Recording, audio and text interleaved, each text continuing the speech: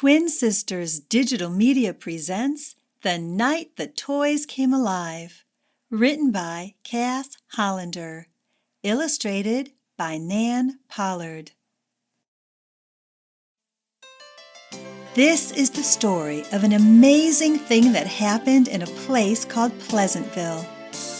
Pleasantville was a nice place to live. It was probably a lot like the place where you live.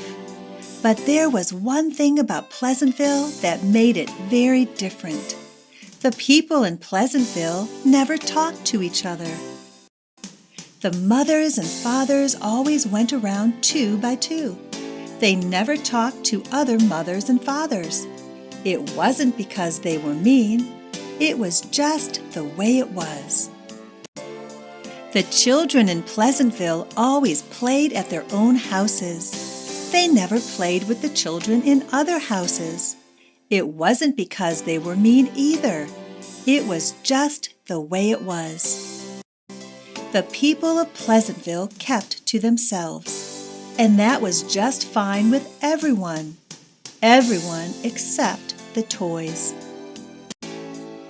All the toys in Pleasantville had come from the same store, so they all knew each other.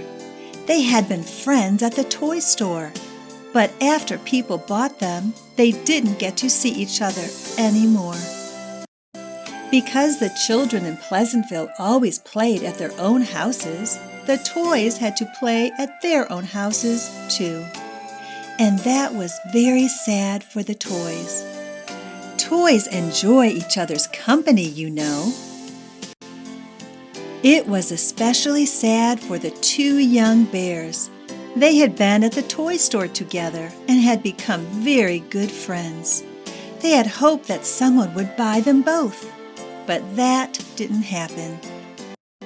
One bear went to the White House on Oak Street. The other bear went to the Blue House on Pine Street.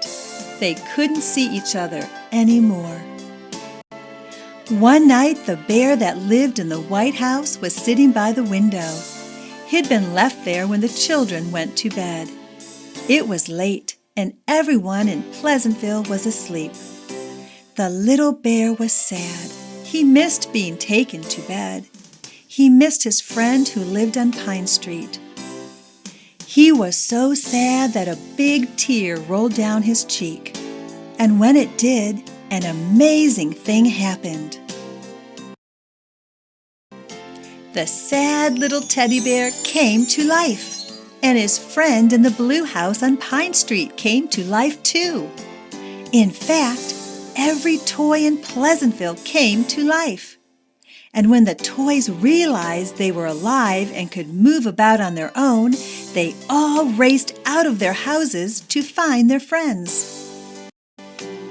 The streets of Pleasantville were soon filled with toys of every kind. The toys shouted to each other. They hugged each other. They ran and they skipped and they jumped for joy. It was a wonderful sight to see. Together at last, the toys had a party that went on all night. They danced and they sang. They played leapfrog and tag. Nobody thought about going home. Everyone was having too much fun. But too soon the night was over, and the sun was coming up. The toys had to get back to their houses before the children woke up. They had to get back before they turned into just plain toys again. But the toys didn't know for sure where they lived. They all ran to different houses, but none of them ran to the right house. When the children woke up, you can guess what happened. Everybody had the wrong toys, and they all wanted their own toys back. The children told their mothers and fathers, and every mother and father decided there was just one thing to do. They would take their toys back to the toy store. So all the mothers and all the fathers and all the children and all the toys went to the toy store first thing that morning. At the toy store, the people of Pleasantville discovered something. To get the right toy back to the right child, they had to talk to each other. And so they did. Mothers and fathers talked to other mothers and fathers. Children talked to other children. And everyone in Pleasantville discovered that everyone else in Pleasantville was very nice indeed. After that, the mothers and fathers in Pleasantville didn't go around 2 by 2 all the time.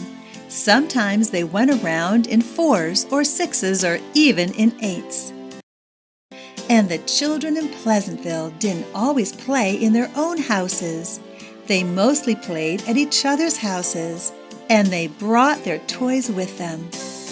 That made the toys very happy indeed, and it made Pleasantville even nicer than it was before.